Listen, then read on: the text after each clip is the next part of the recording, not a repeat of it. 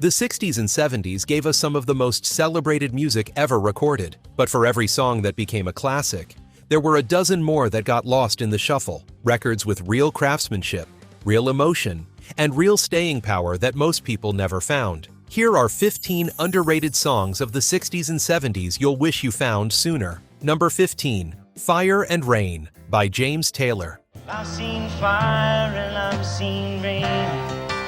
James Taylor released Fire and Rain in September 1970, and it reached number 3 on the Billboard Hot 100. By the technical definition, it was a hit, but it has never received the sustained cultural attention that the most celebrated songs of its era have, and a large portion of the audience that was alive when it was released has no strong memory of it. Seen sunny days that I thought would never rain. Taylor had been through a difficult few years before the song was recorded. He had been hospitalized for mental health treatment in the mid-1960s, had spent time in London recording a debut album for Apple Records that received little attention, and had struggled with heroin addiction, a problem that would continue to affect him through the early 1970s. Fire and Rain came from that accumulated weight. The song addressed the death of a friend, Suzanne Schneer, who died by suicide while Taylor was in London.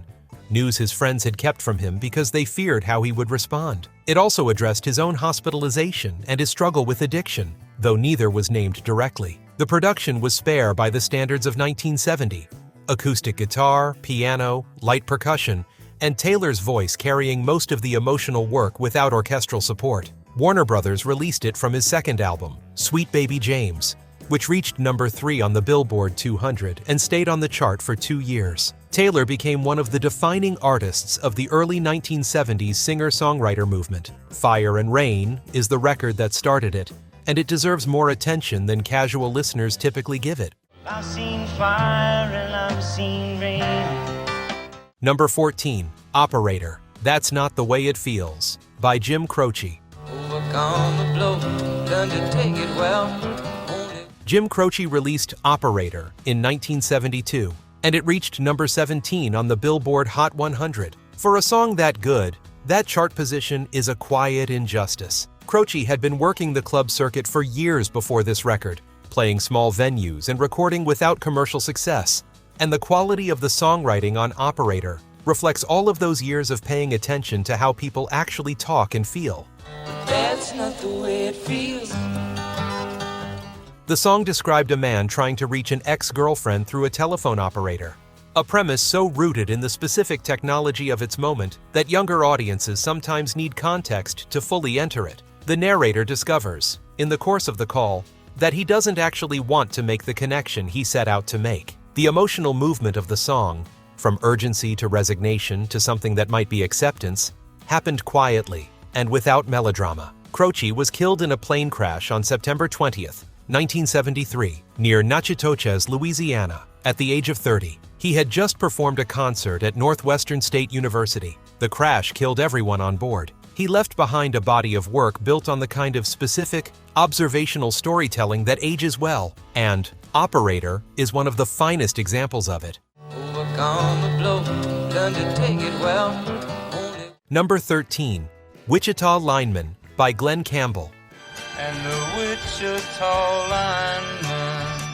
Glen Campbell released Wichita Lineman in October 1968, and it reached number 3 on the Billboard Hot 100. It was written by Jimmy Webb, who was 21 years old when he wrote it, and who had already written By the Time I Get to Phoenix for Campbell the previous year. Wichita Lineman is a song about a telephone lineman working on the plains of Kansas, thinking about a woman he loves, and it is, by any serious measure, one of the most perfectly constructed pop songs ever recorded.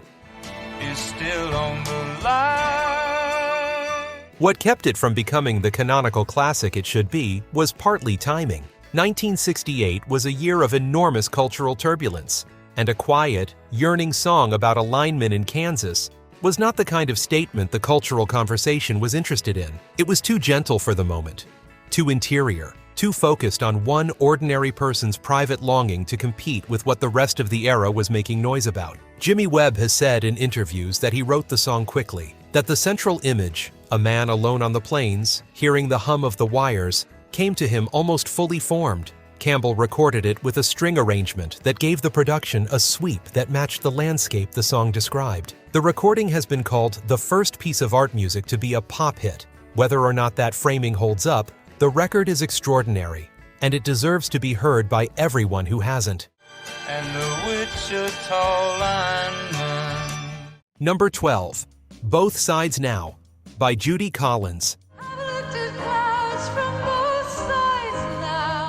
Joni Mitchell wrote Both Sides Now and recorded her own version, but the recording that introduced the song to the widest audience was Judy Collins's version, released in 1968. It reached number 8 on the Billboard Hot 100 and won the Grammy Award for Best Folk Performance in 1969. Collins had been a significant figure in the folk revival since the early 1960s, and her voice, clear, precise, with a quality of stillness that suited meditative material, was exactly right for what Mitchell had written. I really don't know clouds. The song moved through images of clouds, love, and life, describing the way each of them looks different depending on which side you're experiencing them from. Mitchell was in her early 20s when she wrote it, which gives the lyrics' philosophical weight a specific poignancy. The observations belong to someone who had not yet had the decades of experience that might make them feel earned. Collins has continued performing and recording into the 21st century. Her version of Both Sides Now remains the one that most people of a certain age first encountered, though Mitchell's later recordings, particularly the orchestral version she released in 2000, have become definitive for a different generation. The 1968 Collins recording belongs to a specific moment in American folk music and deserves to be heard in that context. Number 11. The Night They Drove Old Dixie Down by The Band. The band released The Night They Drove Old Dixie Down on their second album, The Band, in September 1969. The album reached number 9 on the Billboard 200. Joan Baez released a single version in 1971 that reached number 3 on the Billboard Hot 100 and introduced the song to a wider audience than the album had reached. The song was written by Robbie Robertson and told the story of the Civil War's final days from the perspective of a Confederate soldier named Virgil Kane, a choice of narrator that was deliberate, and that Robertson, a Canadian of mixed Indigenous heritage, has discussed extensively in interviews. And all the people were singing, The band were not a conventional rock group. They had spent years as Ronnie Hawkins's backing group before becoming Bob Dylan's touring band, and the music they made on their own drew on American roots traditions, country, folk, gospel, R&B, in a way that was unusual for a group that had emerged from the rock world of the late 1960s. The band was recorded in a house in Woodstock, New York, and produced with a warmth and an analog directness that made it sound lived in rather than performed. The Night They Drove Old Dixie Down has been covered many times and has appeared in films and television programs across 5 decades. The song has outlasted most of what surrounded it in 1969 and continues to find new listeners through each generation that discovers the album it came from. Robertson died on August 9, 2023, in Los Angeles. He was 80 years old. The record he made with the band in 1969 remains one of the more remarkable pieces of American historical storytelling in popular music, and it belongs on any list of underheard songs from that era. Number 10. Alone Again, Naturally, by Gilbert O'Sullivan. Alone again, naturally. Gilbert O'Sullivan released Alone Again, Naturally, in 1972, and it reached number 1 on the Billboard Hot 100 in July of that year, staying there for 6 weeks. By chart standards, it was one of the biggest hits of 1972. By the standards of cultural memory, it has been largely forgotten by everyone except people who were adults when it was on the radio. In my hour of need, I truly am. O'Sullivan was born Raymond Edward O'Sullivan in Waterford, Ireland in 1946 and had been recording without commercial success in England before Alone Again broke through. The song described in its first verse a man standing at the altar after being jilted, contemplating suicide. The second verse described the death of his father and then his mother. The production was soft and piano-led, and O'Sullivan's delivery was gentle enough that many listeners in 1972 absorbed the emotional content without fully registering how dark the specific events being described were. He had two more significant American hits. Claire reached number 2 in 1972, and Get Down reached number 7 in 1973. Before his commercial presence in the United States faded, a legal dispute with his former manager, Gordon Mills, consumed much of the 1980s. O'Sullivan won the case in 1990 and was awarded back royalties. He has continued recording and performing since. Alone Again, naturally, remains the record most associated with him, and it is both better and darker than most people remember. Alone again, naturally. Number 9. Woodstock by Joni Mitchell. We are stardust. Joni Mitchell wrote Woodstock, but did not attend the festival. She stayed in New York at the advice of her manager, who felt she should not miss a scheduled appearance on The Dick Cavett Show. She wrote the song based on accounts she had heard from David Crosby, Stephen Stills, Graham Nash, and her then-boyfriend Graham Nash, who had been there. Her studio recording was released on her 1970 album, Ladies of the Canyon. And we got to get ourselves. Crosby, Stills, Nash, and Young released their version of the song in March 1970, and it reached number 11 on the Billboard Hot 100. That version became the one most people associated with the song. Mitchell's original studio recording was slower, more introspective, built around her piano playing rather than the electric guitar arrangement CSNY used. The two versions are almost different songs in their emotional register. Mitchell's version carries a quality of longing and distance that the more celebratory CSNY arrangement largely replaced. Mitchell's Ladies of the Canyon album also contained The Circle Game, Big Yellow Taxi, and For Free. It was one of the stronger albums released in 1970 by any artist in any genre. Mitchell went on to make Blue in 1971, which is now widely considered one of the greatest albums ever recorded. Woodstock is often overlooked in the catalog because the CSNY version became the definitive one, but her original has a quieter and more complicated beauty. We are stardust. Number 8. Vincent by Don McLean. Starry, starry night. Don McLean released Vincent in 1972, and it reached number 12 on the Billboard Hot 100 in the United States. In the United Kingdom, it reached number 1. The song was written as a tribute to Vincent van Gogh, inspired by McLean's reading of a biography of the painter and his study of Van Gogh's paintings at the Museum of Modern Art in New York. Frameless heads on nameless walls. McLean had released American Pie as the lead single from the same album, American Pie, in November 1971. American Pie reached number 1 on the Billboard Hot 100 and stayed there for 4 weeks. The enormous commercial and cultural impact of American Pie effectively overshadowed everything else on the album, including Vincent, which in any other release context would have been recognized immediately as a remarkable piece of songwriting. It still is, for anyone who comes to it on its own terms, rather than as the follow-up to the most discussed song of 1971. The song described Van Gogh's paintings and the world's failure to recognize his genius during his lifetime. Van Gogh sold only one painting during his life. He died on July 29, 1890, from a gunshot wound, 2 days after shooting himself in a wheat field in Auvers-sur-Oise, France. He was 37 years old. McLean's tribute gave Van Gogh's story a melody that many people who have never stood in front of a Van Gogh painting can hum from memory, which is its own kind of monument. Starry, starry night. Number 7. Reason to Believe by Tim Hardin.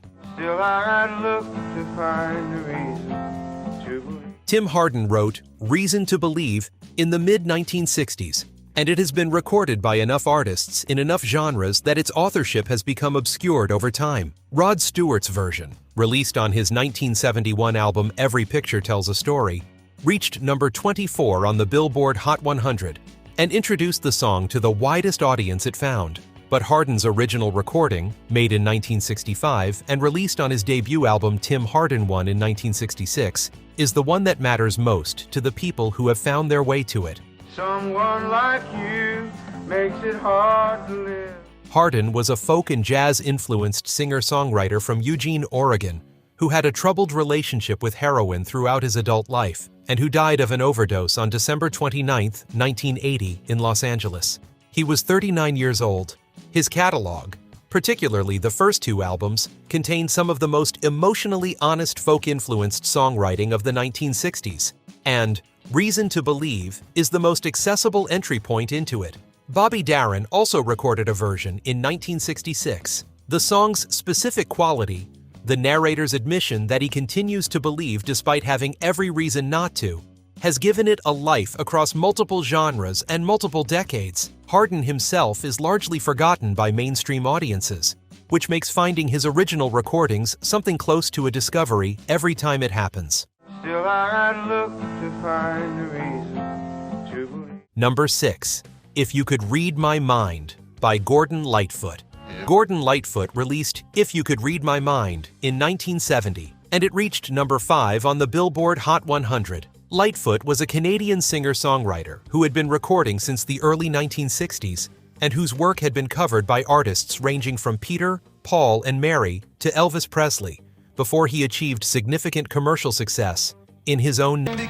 The song was written during the breakdown of his first marriage and described the emotional distance that had developed between two people who had once been close. The central metaphor of the lyric, comparing the relationship to a paperback novel in a movie adaptation, had a literary quality that was unusual for pop radio in 1970. Lightfoot delivered it with a directness that matched the specificity of what he was describing. And the production, clean, acoustic, arranged to serve the vocal rather than compete with it, gave the song a quality of space that made the lyric feel exposed rather than protected.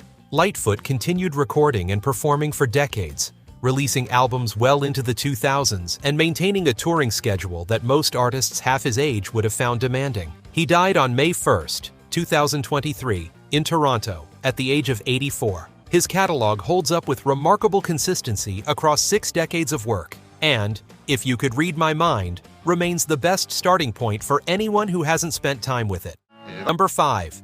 Ain't No Sunshine by Bill Withers. Ain't no sunshine when she's gone.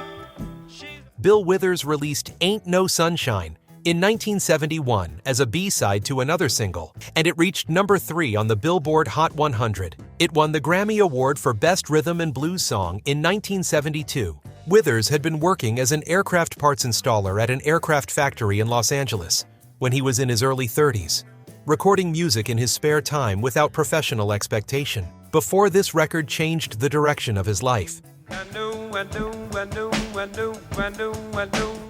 The song ran 2 minutes and 5 seconds. The central section, in which Withers sang the word "I know" 26 times in a row rather than completing a verse, was a decision made during the recording session. Producer Booker T. Jones had expected Withers to fill in the lyric he had left as a placeholder. Withers delivered the repeated phrase instead, and Jones kept it. The repetition became the song's most distinctive moment. Withers retired from the music industry in the mid-1980s, declining to return despite considerable commercial pressure to do so. He felt that what he had made was complete and that adding to it under commercial circumstances would not serve the work. He gave very few interviews after his retirement and was largely absent from public life for the final decades of his life. He died on March 30, 2020, from heart complications. He was 81 years old. Ain't No Sunshine is one of the most precisely constructed short recordings in American popular music, and it sounds as immediate now as it did in 1971. Ain't no sunshine when she's gone.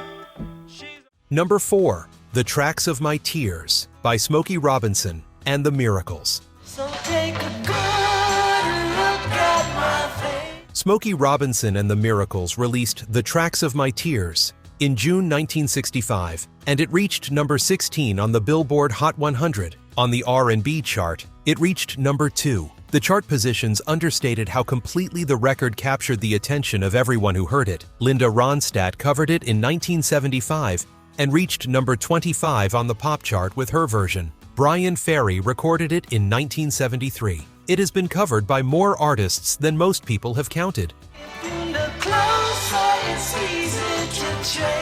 Robinson wrote it with Pete Moore and Marv Tarplin, and Tarplin's guitar introduction, the opening figure that announces the song before the vocal begins, is one of the most recognizable melodic gestures in Motown's catalog. The lyric described a man who smiles in public while privately heartbroken, using his face as a mask, a conceit that the production matched perfectly, because the music itself was too beautiful for the grief the words were describing. Motown in 1965 was producing records at a pace and a quality level that the industry has not seen from a single label since. The Tracks of My Tears was one of dozens of extraordinary singles released that year. Its relative obscurity, it is less discussed than My Girl, or I Heard It Through the Grapevine, or Nowhere to Run, is simply a function of how much competition it faced in its own catalog. So take a good look at my face. Number 3. A Whiter Shade of Pale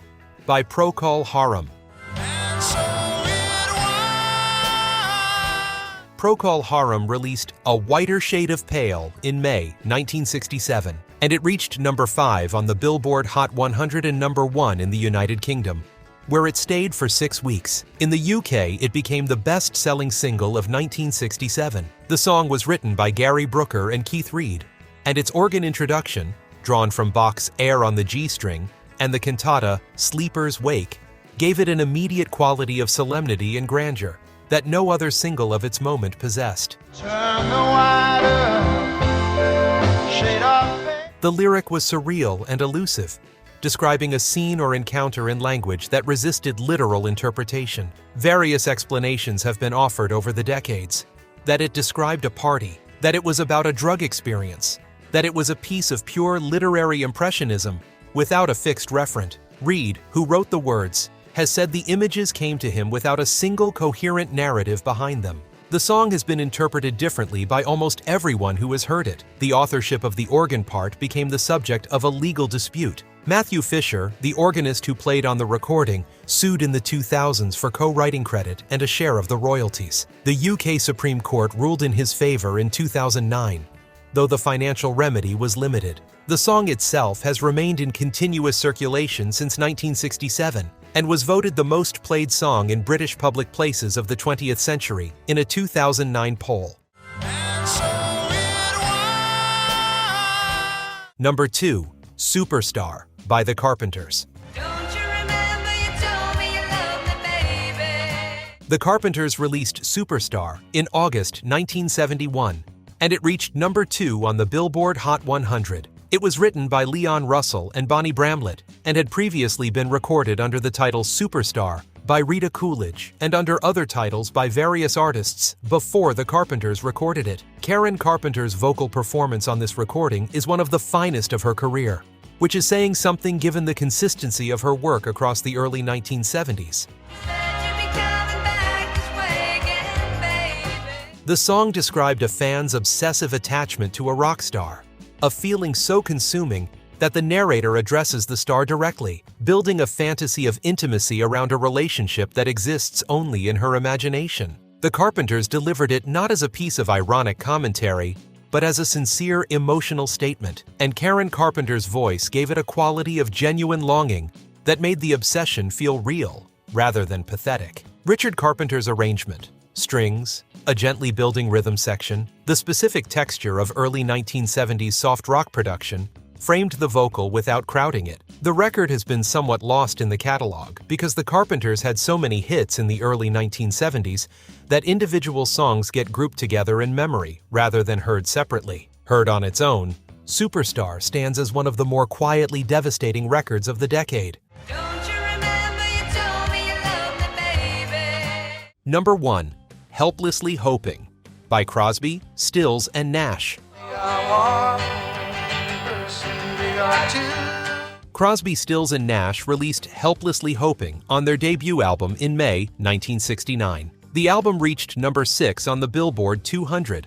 The song was not released as a single in the United States, which is part of why it has never received the kind of sustained radio attention that the group's other material found. It has been heard primarily by people who put the album on from beginning to end, which is how albums were experienced in 1969, but is not how most music has been consumed since. They are three together, they are four. Stephen Stills wrote Helplessly Hoping And it was one of several songs on the debut album that showcased the specific quality the three voices had together, the way David Crosby, Stephen Stills, and Graham Nash blended into something that sounded different from any of them individually. Each line of the harmonic arrangement carried its own melodic identity before the voices converged, and the convergence had a warmth that was partly the result of the arrangement and partly the result of three people who had been singing together long enough to know exactly where each other's voices were going to land. The album also contained Sweet,